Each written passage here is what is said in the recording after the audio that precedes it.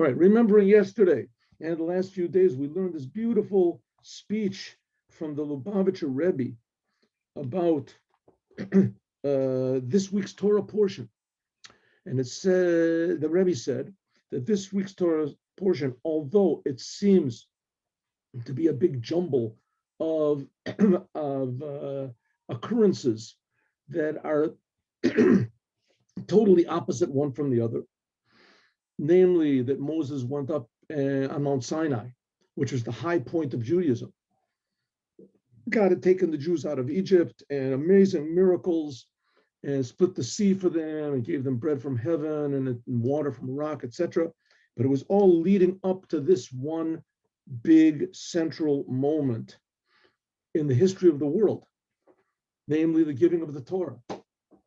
And God himself, the creator of the whole universe, actually appeared to 3 million people and told them what he wanted. He gave them the 10 Commandments. It says that the Jewish people couldn't take any more than the first two. It says that the revelation was too powerful.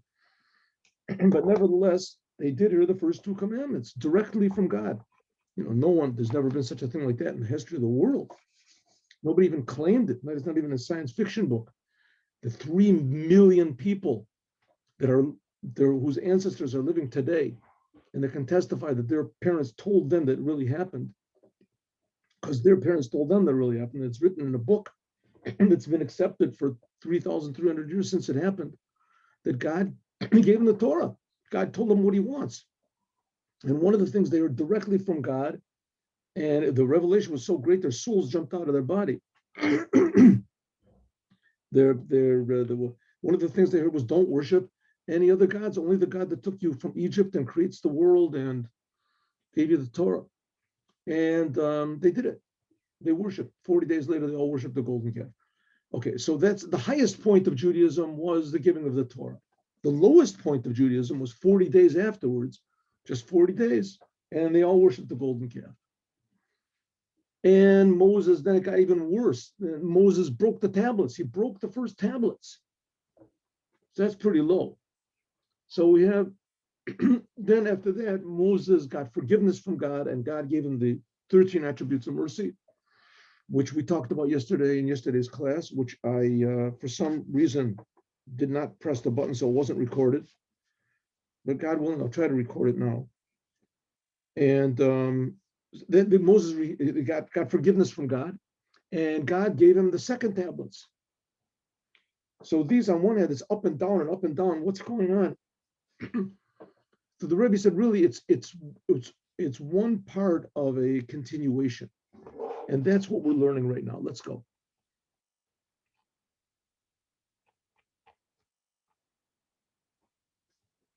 It's one part of a continual line, which we can say, at last, we can list as Aleph, Beis, Gimel, 1, 2, 3. And if you look at it, you'll see that everything in the world that exists with these 3 aspects: beginning, middle, and end. Everything has a head, a body, and a foot. Everything has a plan that for its creation, the actual creation, and then its end, or its purpose, whatever, its use. So here we have these 3 things. Step number 1, for instance, in the creation of the world, step number 1 was the Torah was before the world. The Torah starts off with the 10 Commandments. It starts off with a letter Aleph, Anochi. Then there's the actual creation of the world. That's B, that's the base, that's Bereshit.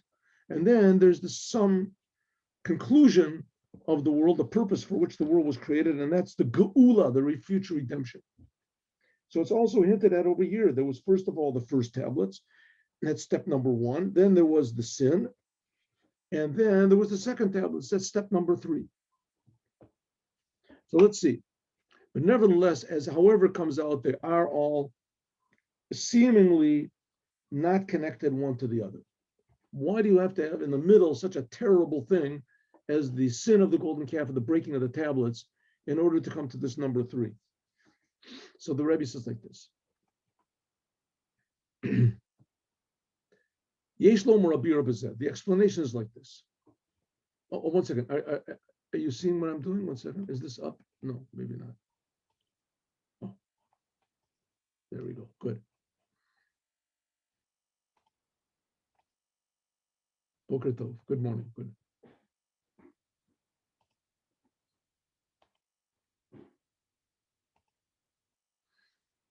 Inyanim v'shalavim. I'm sorry. Here we go. Call Gimel Inyanim. All of these three things. Call Gimel Inyanim. All of these three things, namely the first tablets, the sin of the golden calf, which caused the breaking of the tablets, and the third and the second tablets. It's really three steps. They're all put together. They're one unit, and they're put together in the same Torah portion. They come in one continuation. At first glance, Ketzad Efshar, how could it be that you can equate the first tablets, which were given from God, to the sin of the golden calf and the breaking of the tablets, which came because of our lacking? God gave the tablets from above. That should be one chapter, and a totally different thing. In other words, that came from God. God is okay. God is 100%. And then the second step is us doing the sin with the golden calf, which is totally nothing to do with the first step. It's just rejecting totally the first step. How can it be that that's a step in this progression of three? The Afal, even though that it brought afterwards to a higher thing, namely the second tablets had all of the other books of the Torah in it and the Talmud, but nevertheless it came by means of the sin. I mean, are we implying that a sin is a good thing? A sin is like a necessary state, a necessary step in the progress of man, that we must sin? It's a good thing. That seems to be what's implied here. It says in the Torah, it says in the Bible, that God knew, and even when they were doing it, God knew what they were doing. It wasn't. It says, no, it's just a step to the final end. Could that possibly be? Why have a step, such a terrible thing like this? Why not just make it that God gave the first tablets, and then afterwards he added on more things, right? Continuation. Oh. Why not make it that God just gave the first tablets, and then little by little the Jews learned, and they got more and more things and more, and then God just added it up. And then finally they got also all the benefits of the second tablets as well. Why does it have to be that that they got the first tablets, then there was a sin and the tablets were broken? That's just a step. That doesn't make any sense. It's like saying that people get married and then they should, get divorced afterwards so that they can get remarried again. That's not the way things go. Says the Rebbe. If so, the question of the Rebbe, why does there have to be this negative step in the middle? The sin and the golden calf, the breaking of the tablets. What's it doing there? Gimel and Yanim, says the Rebbe, that really it all fits together. And we're going to explain how. Gimel and Yanim Shalavim, these three things and these three steps. Hanal, Haim Seder Shakodesh Baruch Hu Kova. God set things up this way. Shekol and Yanim Yatchilu l'shalosh. Everything begins, Yitchalku, can be divided into these three aspects. Aleph, base, Gimel. Beginning, head, body, and end.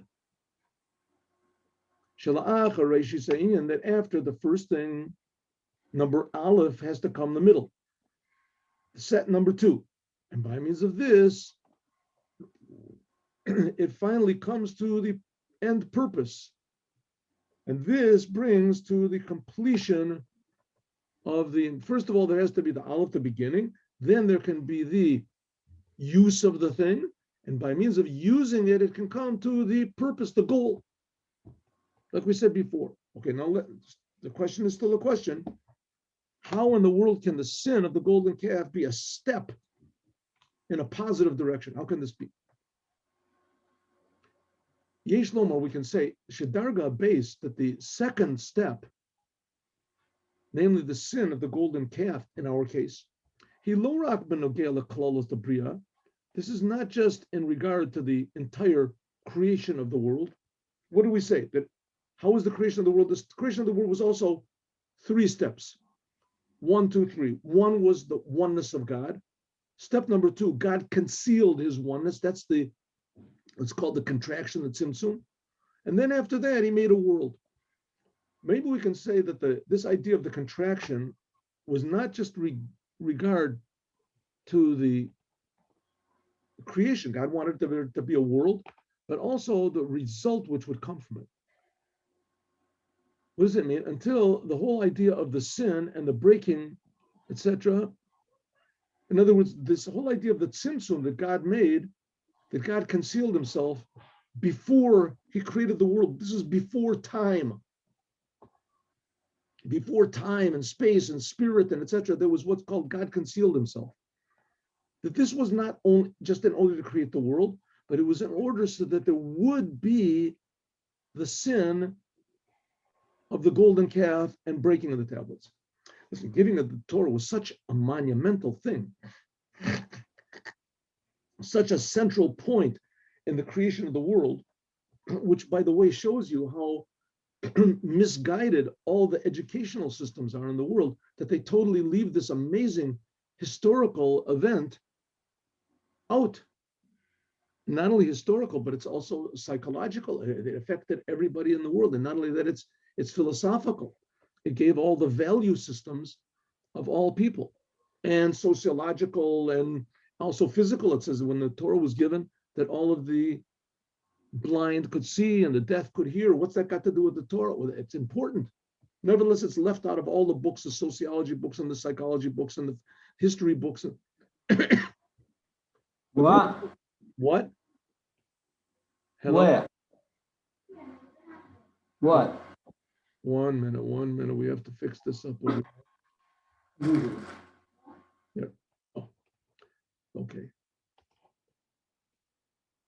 Let's say that this letter base, this is the God, when he made this thing, this tzimtzum, the second step of creation, that he hid himself, that this was in order that there should be this thing of the breaking, the sin of the golden calf and the breaking of the vessels.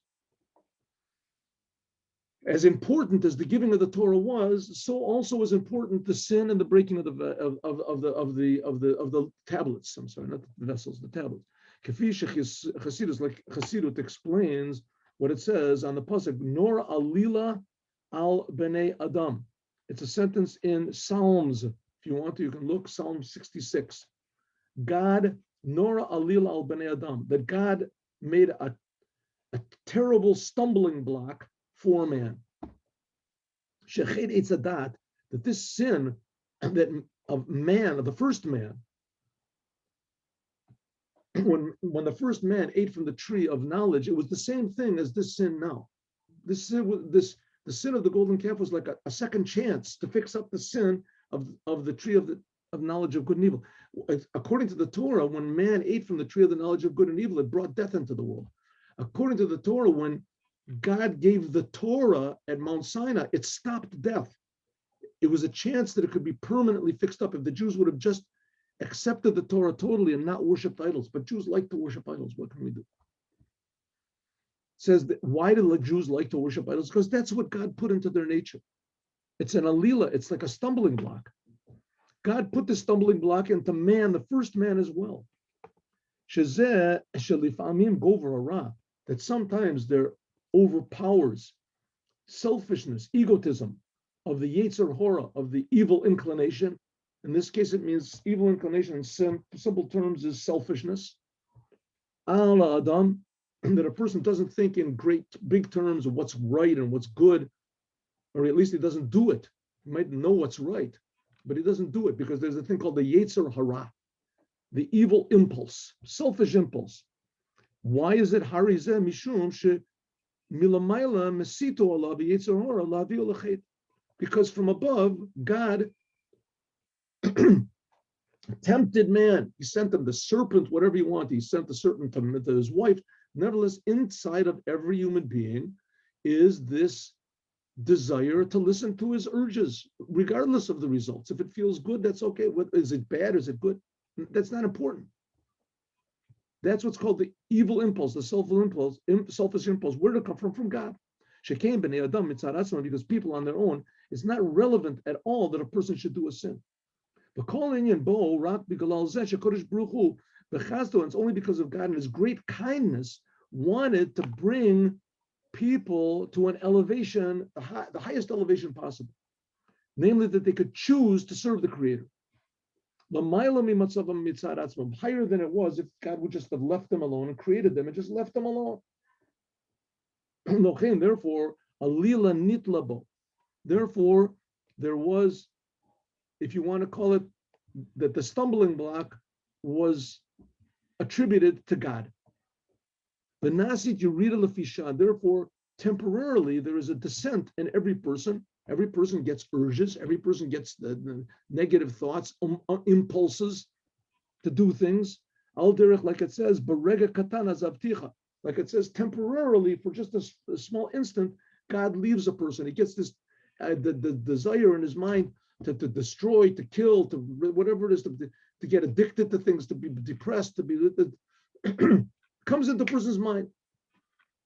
The chitzonius, this is only externally, only what seems to our eyes, right? In order to bring et aliyah shelo be'erach. Temporarily, God gives these bad thoughts and bad. Why? It's only there temporarily in order to elevate the person, that he becomes a real person, that he makes a choice, takes a stand, defies nature. V'lo rak aliyah l'rega katan means that the person, if he does defy his negative nature and he does what's right, then he becomes elevated to a higher level of humanness, if you want to call it, or let's call it even godliness, not just temporarily, like the evil impulse is temporary. No, if he overcomes this, then it's an eternal elevation, that it never ends. Like it's going to be in the future redemption. Yerida Gedola, that came by this tremendous descent of exile that we've been in for 2,000 years. There'll be a redemption, an eternal redemption that's not after it. I know people that are alcoholics, that had been alcoholics, and they said, to go back to be an alcoholic again, I have to fight against it my whole life. I would never do it. It's the worst thing in the world. I have this terrible impulse. The impulse hits me once in a while. I fight against it. He says, to go back, he said, but to give up the victory, that I was victorious over the dragon, over the serpent, that I conquered my addiction, so that I wouldn't give up for anything. In other words, just this idea, that's what really makes a human being a human being. Overcoming difficulties. Adarab, exactly the opposite. When a person overcomes difficulties, when he defies his destructive nature, selfishness, then mitvosim odalios, then he's given an elevation and a greater elevation, an elevation after an elevation without any end. That's what it says, Yelchu Michael al Chayil, going from strength to strength and seeing God in Zion, Sion. In addition to this fact, Shekol Yerida, that every descent is only for an elevation that comes afterwards. In other words, it's a basic that God is good, and whatever God does is good. So therefore, even when there's terrible things that happen, but we have to know that these terrible things that happen are only somehow or other that we have to take things into our own hand and change the world or change ourselves. Hari ben Nogel ben Yisrael, and regarding the Jewish people, this descent is not just in order that there should be something higher, but this descent itself really is not really a descent, but it's just a step to a higher elevation, which is incomparable. Similarly, regarding to the sin of the golden calf, which can be compared to the sin of the tree of knowledge of Adam. Like it says in the Talmud, Shaloasu Yisrael at the Egel, the only reason the Jewish people made the golden calf was only in order to give an opportunity that there could be Bali Tshuva, that there could be an opportunity for repentance, if you want to call it, to return to your true source. Jewish people were not really fit for this thing, but it was the decree of the king, in order to give an opportunity for people to return back to the Creator. I remember when I was young, I haven't seen any stories like this for a long time. There used to be stories about the grandmother. She's 85 years old. She weighs like 90 pounds. And suddenly she hears a thud in the backyard. And what happened? There was a car with her husband or whatever, her son was fixing a car. It was up on a jack, and the jack fell down on top of her grandson. Car. Now a car weighs a ton, who knows how long. And the grandmother runs out and lifts up the car, and the baby crawls out, or she pushes it out, or somebody comes and saves the baby. So she's like 90 pounds, and the car weighs. You've probably heard stories like that. That in a time of of difficulty, sometimes these amazing heroic events occur that people really reveal powers that they never dreamed that they had. Right. So of course, nobody wants the car to fall on their grandson. But on the other hand, at a thing like this, they never knew it was possible. Never knew it was possible. So that's by the way, this is also against. Maybe we should throw this word in. I think I've said it before. Maybe I've said it before 100 times. But against all these very, very weird and negative people that are afraid of population. There's too many people in the world. There's not enough carbon dioxide. There's not enough food. There's not enough room. There's not enough housing. There's not enough this. There's not enough resources in the ground. There's not enough. So I mean that's just one of the most, maybe the ultimate in negativity. That's the opposite of humanity. Nazism is nothing compared to that. If you ask me, right?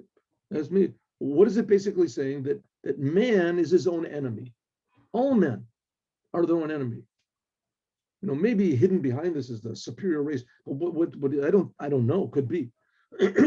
But basically what it's saying is that God can't take care of people. God can't take care of his creations. Creations just sort of pop up on their own. They're not created by God. And that's not so. And what is really so, that when there's a difficult situation, I mean, I'm sure these people have statistics that they base on that there's not enough air and that there's not enough this and this. So the more people that there are in the world, the more there's a chance that there's going to come some genius and he's going to solve the problem. So that's what the Rebbe says, that the reason that there are problems is in order that there should be solutions which are totally better than the problem. And here we're talking about an inner problem is selfishness. And the reason that God made this selfishness, which eventually led to these terrible sins of the sin of the golden calf, which brought death into the world, which death for sure is bad, is in order that something really good should come out of it. This is what's hinted at in the letter Beit. This is like the second step of Breshit. Shekolel Yerida Tachet, it includes also all sin, because of the fact that before this was the letter Aleph of Anochi of the Torah. Then the letter Beit shows that this is a descent, if you want to call it a deviation from the Aleph. We had the big Aleph, the oneness of God. The Torah was here. What did God have to make a world for? It's just really a second stage that comes after the Aleph and is going to bring to the Gimel the future redemption. According to this, now we can understand that these three things in our Torah portion, the first tablets, the last tablets, and even the sin of the golden calf, which came, and the breaking of the tablets, which is between them, this is really just a portion in the order that appears in this week's Torah reading, Kitisa. And even more, they are really not just three steps, it's really one big thing. That of raising up the head of the Jewish people, Kitisa, lifting up the head and elevation of the Jewish people. But really it's just divided into just, you can look at it, you can, analyze it and say that there's really three aspects to it.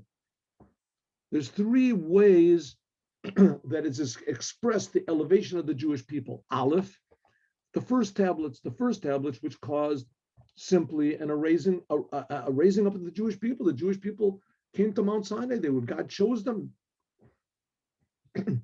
Number two, Chet v'shvir, the sin and the breaking of the tablets. And as God said at the end of the Torah, it's Yesher Koach. It's a good thing, Moses. I really appreciate it that you broke them. Shapol at the Inyan Tshuva. This brought about Tshuva, return to God. Pitchon Pelabali Tshuva. And this began from the repentance and the return of the Jewish people, including the highest thing and the revelation that God revealed himself, his essence, in the 13 attributes of mercy. This wasn't even there at Mount Sinai. In Mount Sinai, God did not give Moses the 13 attributes of mercy. God said, this is what you can use anytime the Jewish people sin. When the Jewish people sinned after Mount Sinai, the God wanted to wipe them out. And then God said, okay, now I'm going to give you a higher aspect of me, the 13 attributes of mercy. This is, even when I want to wipe them out, you say these, I'll remember my mercy. This is the Seder Bakashas Rachamim. I'll remember my mercy, and I want this higher thing that wasn't given in Mount Sinai. And this came afterwards, the third step, which is going to be the highest elevation of all, the highest possible, was it says that Moshe's, the skin of Moshe's face shined, like we're going to learn, until the complete redemption in the future, redemption in the that we're waiting for right now. We've been waiting 2,000 years. According to this, so we can see, listen, also, we have to understand two things. Judaism is based on miracles, right? It's based on miracles. That's the basis. God took us out of Egypt. God gave us the Torah. These are all things that God did. Amazing miracles that nobody even expected that there was going to be such a thing like that. And so is the third, it's going to be also the future redemption is going to be a miracle. It says even a bigger miracle. And it's supposed to happen any second. Going to be miracles. That's reality. But in the middle is this thing of the golden calf and the descent and the breaking of the tablets. And it's all for this big elevation that's going to be in the middle. That's the basis of Judaism, and the goal of Judaism is miracles. But the main thing of Judaism, the whole body of Judaism, is our work, what we do here. According to this, now we can say that the reason for this, that the whole idea of the tablets that's explained here in Parshas Tse, after the commandment to do the Mishkan, remember in 2 weeks before, last week and the week before, we talked about building the tabernacle, the vessels of the tabernacle, and then the vestments of the Kohen, the tabernacle, that's what we talked about the last 2 weeks. And now we're talking about the sin, even though the breaking of the tablets was really before, like Rashi says, it was before God commanded them about the tablets. Remember about the tabernacle, I'm sorry. Remember we learned that in last week's Torah portion. I hope I remember to record it. Yes, we did, sure. Torah portion. There's a big question. When did exactly God, according to Rashi, God gave Moses all of the commandments about building the tabernacle after the sin of the golden calf? But apparently it can't be, because God gave the whole Torah before the golden calf, right? That was in the golden calf was at the end of the 40 days. So Rashi, the Rebbe gives an explanation, Rashi gives an explanation. In any case, we learned about the building of the tabernacle for the last 2 weeks, and now we have the sin of the golden calf. Even though the sin of the golden calf, according to Rashi, occurred before God gave them the commandments of the tabernacle, for sure before the building of the tabernacle. Because the building of the tabernacle, also mean mikdash v'shechanti b'tocham, this is the intention, the purpose of the whole creation of the world, namely to fill what God desired in the beginning. God wanted that he should have a dwelling in this lower place. That was what the tabernacle was. By means of Shemagalim, that we reveal in the world that the purpose of the world is for the sake of the Torah and for the sake of the Jews. That's what the Holy Temple was. Everyone could go there and they could see. In the Holy Temple, it was a place built for the Jews, and in the Holy of Holies was the Torah. And this was in the tabernacle, and it's going to be in the third temple that the Moshiach is going to build. Mikdash Hashem, Konani Yadecha, that God is going to build himself. So therefore, after the Torah finishes to tell us about the commandment of Moshe making the tabernacle like it is in Terumah and Tetzaveh, because Moshe gave this to the Jewish people, which is going to be next week, then the Torah tells us these three, in the middle there's this break, right? First of all, it tells us about the commandment of God to Moses to build the temple. Then it talks about the sin of the golden calf. Then next week, we're going to see the next 2 weeks is going to talk about Moses giving the commandment of the tabernacle to the Jews and actually building it. Aleph, that's the first thing, that's the first tablets. Number 2, this is the breaking of the tablets. And this brings the highest thing, the third, which is called the third tablets. This is the same thing. God gave the idea of the tabernacle. Then there was the sin. And then there was the actual tabernacle. Also 3 steps. And these 3 steps are included in this middle Torah portion between the 2 ideas of God giving the commandment of the tabernacle and the actual building of the tabernacle, which is going to be next week. In general, we can also say like this, that the whole parsha of Ki Tisa, from the beginning to the end, is hinted at these 3 things. All right, let's just go back just a little bit. Essentially, what is the Rebbe trying to say? That this period that we're in now, this 2,000-year period since the destruction of the Second Temple, this is a necessary step, and even more. In some way, it's higher even than the beginning and the end. Just something like the 13 attributes of mercy was higher than the first tablets was. And in some way, it shows that Jewish people serving God is going to be even higher than the revelation, the reward that we're going to get in the end of the redemption in this world. We serve God. It says there's a book, Yom Yom, which we learn every day, that it says when Mashiach comes, builds the third temple, we're going to long for these days of difficulty when we actually served God in a time of difficulty that we won't have in the future. It's going to be pure truth, reveal the truth. Now we're fighting for the truth. So we can see in this Torah portion are also these 3 levels. Number 1, Ki Tisad Rosh Bnei Yisrael, raising the head of the Jewish people. This talks about the head of the Jewish people. That the Jewish people, the Torah, that for them the world was created. The world was created Be Reshit, 2 beginnings. It says Be Reshit, the Torah, which is called Reshit, like it says Reshit Chachma, and the Jewish people, which are called Reshit Tevuato. It says then that's what it means. The head of the Jewish people, the highest. That's Tisa. That's the beginning of the portion. And this is include also the last 2 things. The head is the Aleph, also is a Beit and a Gimel, and a descent over al Pekudim, and the elevation, the Chaper al Nafshotechem. In the first sentence we say, Ki Tisad Reish Ben Israel, over al Pekudim, the first 2 sentences. Those people who transgress, and it says, and this will bring forgiveness that's what it says in the first 2 sentences. Lifting the Jewish people's head, they're doing the sin, transgressing on the commandments, even though that's not the simple meaning of the sentence, but it else can be translated that way. And we said it in the Mimer, if you remember, to bring forgiveness for all the Jews. That's step number 1. Number 2, the whole story about the Egel, the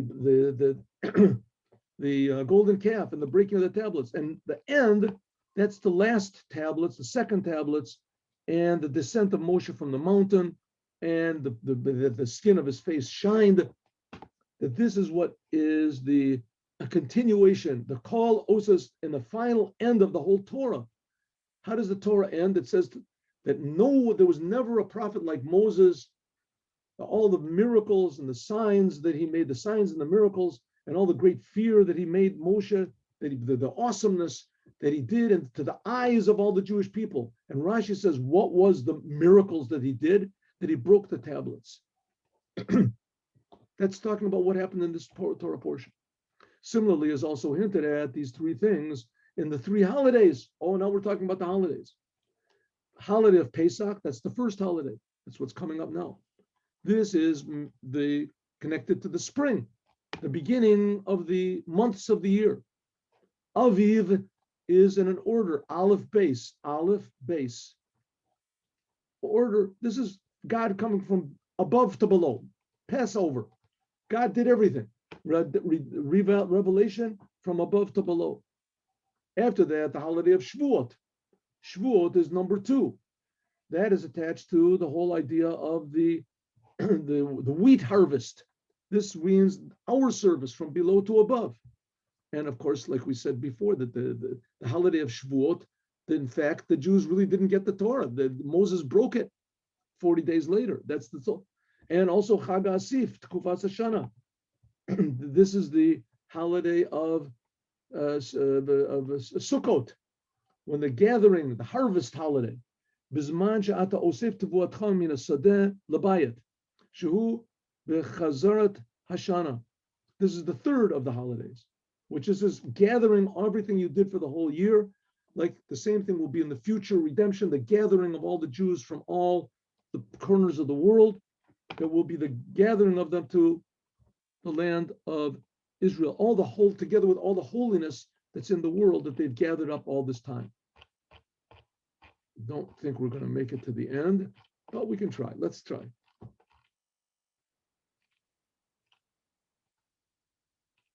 According to this, now we can understand what it means, these rays of light that shined from Moses' face after the second tablets were given. After the sin of and the first tablets were much holier. God gave it personally. Everybody was there. It was amazing miracles. The second tablets were given quiet, and the tablets were made by Moses. It wasn't as holy. And the second tablets that came after this descent below brought about a whole new thing. The second tablets, which came after the sin of the golden calf, and the Jewish people had to repent and return to God, this is the whole idea of birurim, refining the world. This was caused by means of the second tablets. This is brought by means of ta'alumos chachma kiflayim lotoshia. It says that the second tablets brought a whole new concealed wisdom, which was double that of the first tablets.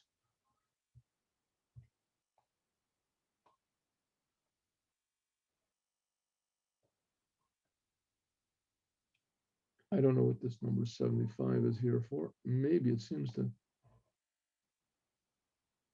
No, it's a mistake. The 75 shouldn't be. Okay, this is revealing the inner wisdom, which is a doubled wisdom in the Torah.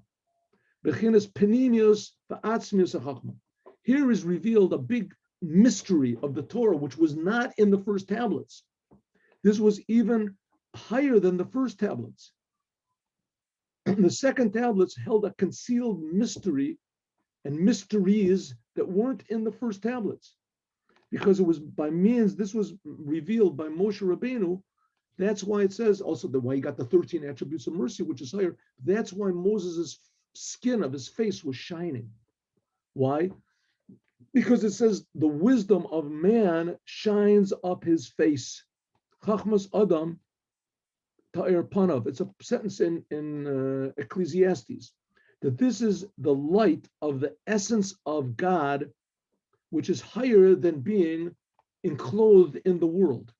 That's why it says his face shined and people couldn't take it. It's too, because that the last tablets came by means of this descent into the world.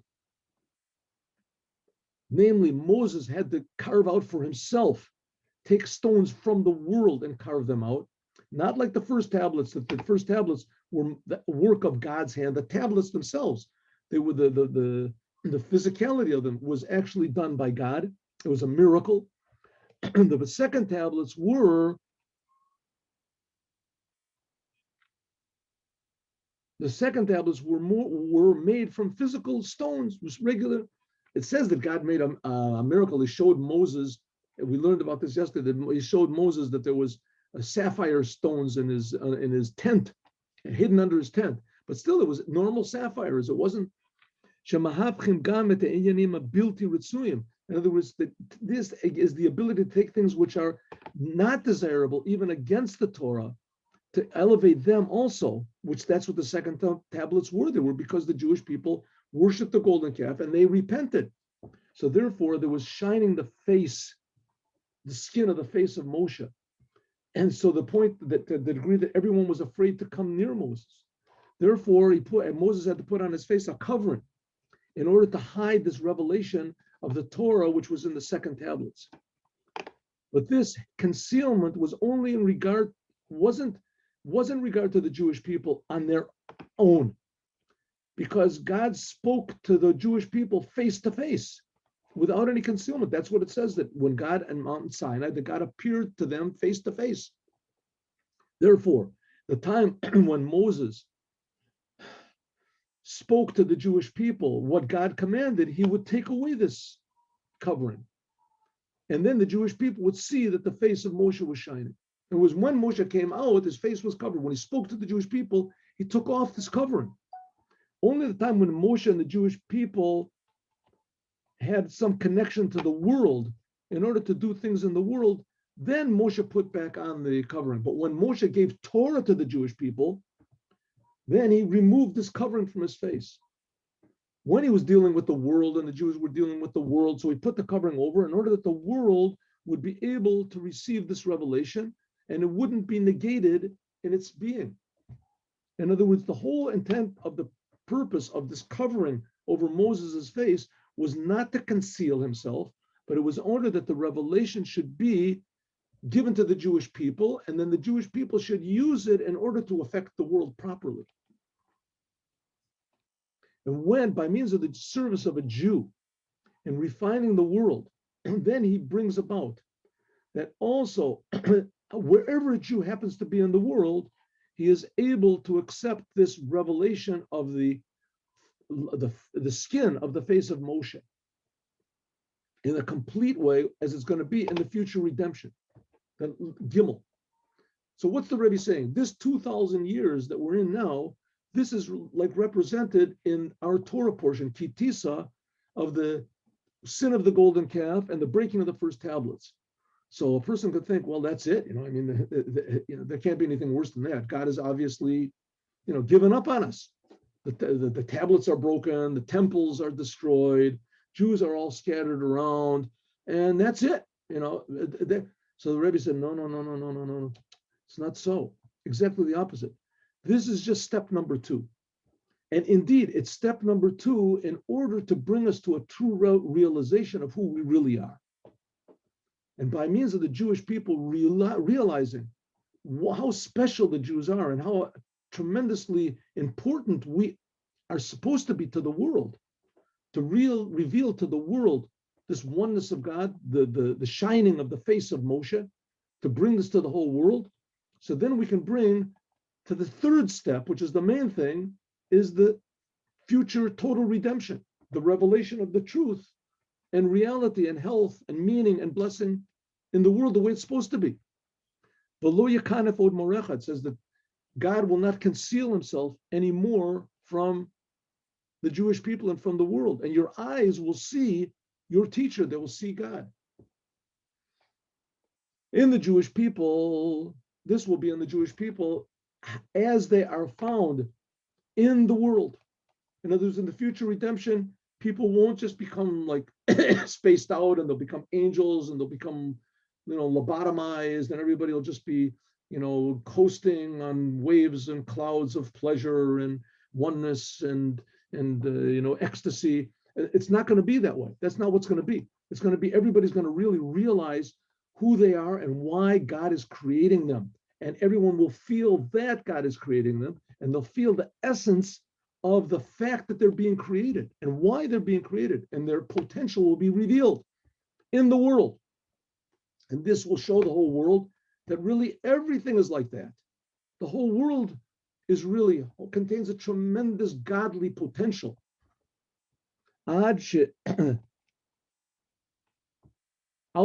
Similarly, will be the whole entire world. Like it says, the glory of God will be revealed and all flesh will see together the oneness of God. Prophecy in what? Isaiah, right? Isaiah. That it says that even the stones from the walls will yell out, and the revelation will be the revelation of the Creator in his creation. So this we can learn from all people, but we haven't got time to finish it. It's very beautiful. And God willing, I think if we can just embody what we've learned up to now, it will be really wonderful. But God willing, on Sunday we'll continue. We'll just finish this one little portion because it's very beautiful what the Rebbe wants to say, what we can learn, how we can utilize and manifest all of these amazing lessons that were learned, how important we are to God and how important we are to the world, we Jewish people. And that all of the stage in the middle, this is just a step, a springboard for revealing our true essence, for defying all the negative things in the world that are covering over true Jewish identity. And maybe it's happening. I mean, it's not maybe, for certain it's happening right now. Right? For certain it's happening right now. There's countries more and more that they're in this, joining this BDS thing, this boycott, divest, sanction. The Jewish people are in Israel, the government, I hope, is starting to realize that trying to be similar to the non-Jews and to copy them and to look at them as our guide in life, that with the hope that by being like them, that we will be liked by them, it's just not working. It's just the opposite of reality. It's the opposite of what they're supposed to be. I think I've told this story a lot of times, but I remember when I was in grade school, there used to be a teacher. I won't say his name, maybe he's still alive. And he used to try to be friendly with all the kids. He tried to dress like everybody, and he would talk like everybody, and he would chum around with everybody, and everybody hated him. Everybody hated him, right? He would just made a buffoon out of himself and a fool. He was supposed to be there to be a teacher. He was supposed to be some sort of an example of something, at least of maturity, of being older. And he wasn't. He tried to be like everybody else, and he wanted everybody to be friends with him. He was mutually hated, and he was just scoffed at by everybody. Well, unfortunately, that's pretty much what's happening now with Israel. Israel is trying to be like everybody else, and everybody else is just making fun of them and laughing. The whole United Nations, every other day, there's another condemnation, etc. like that. So hopefully now is the time when the Jewish people are being awakened by the world. And this time the Rebbe said it's not going to be any Holocaust, even though it might be scary, but it's not going to be. Here we see just, a few years ago, the Arabs shot 4,500 missiles at us, and it didn't do almost no damage whatsoever. I mean, unfortunately, there were 2 people killed, but 4,500 missiles. So we see that God is really caring for us, and God is caring for us. We just have to, respond and realize that this whole entire 2,000-year period, it shouldn't be 2,000 years of exile that we've been in, is just step number 2. And that it's all working in order to reveal our true essence and to come to step number 3, which will be the Geula Amitit Shlema, the complete redemption by means of the Moshiach right now. And now let's do the Yom Yom for today.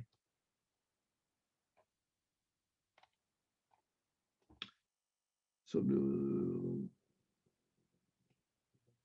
very nice. Okay, good. Thank you. Okay, good. Wonderful. Here we go. Let's go to the this row now. Share screen. It's supposed to, here it is. Little by little, I'm learning how to do it, even though that I always don't do it. How it was that yesterday I didn't record it, I don't know.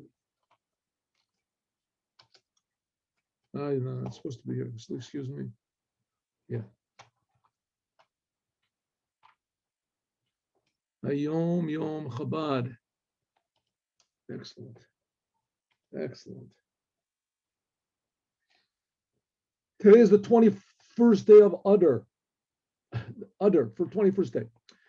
And so there are some years where there's 2 Adars. So here we have 2 Yom Yoms. The term Chassid, it's an ancient one that even applied to Adam, the first man, 5,781 years ago. 81 and a half years ago. It describes perfection. Adam is perfection. Perfection and excellence in intellect. In Hebrew also, Tia Adam. Ti Adam. Be a man. And in English, it's also used be a man, also in the sense of be a man, be brave, But in Hebrew, Adam, the word Adam means not an animal. In other words, be intellectual. In other words, excellence, human in intellectual and emotive character traits, or in both. But in Chabad, Adam is a person who realizes his own essence and his own. Oh, 1 second. Yeah, is this being revealed? Can you see this? Hello? Can you see what I'm doing here? No? Oh, okay, 1 second. You can't. I see you can't. 1 minute. You don't have to answer me. There we go. Oh, there it is. The term chassid is an ancient one that applies to men. In Chabad Chassidut, it means a person who recognizes his own essence and his where he is in Torah and in learning. Adam is a person that can evaluate his real potential, his faults, his good qualities, as well as the situation in doing the commandments. He knows what he lacks, and he's concerned. It takes pains to fill that void. He is diligent in obedience in the manner of Kabbalat Ol. In other words, he's willing to do things for God that he does not understand.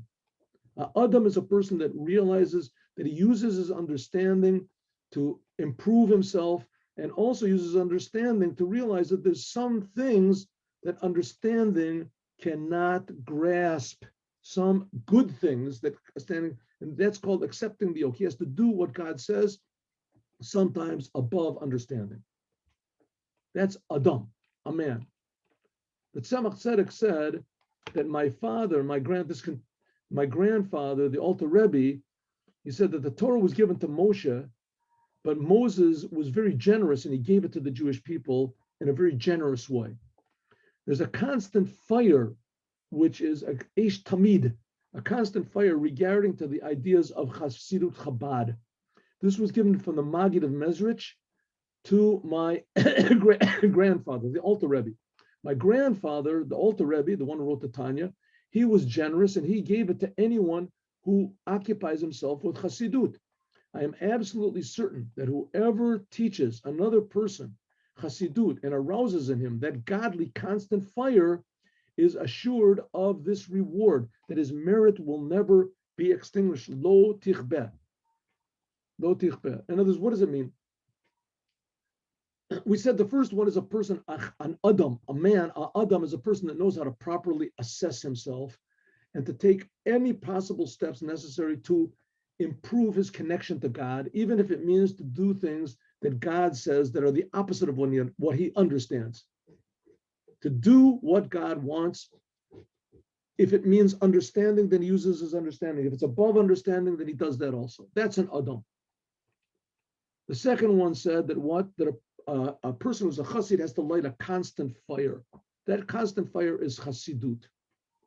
Said Moshe, when he got the Torah, he was generous and he gave the Torah to the Jewish people. If you look and see the stories of what Moses did, I mean, he basically never went to sleep. Moses, he never got tired. The last day of his life, it said he wrote 13 Sefer Torahs and gave it to each in order to give to each one of the tribes. Moshe acted generously, giving. So we have to do the same thing. We have to give this constant fire out to others.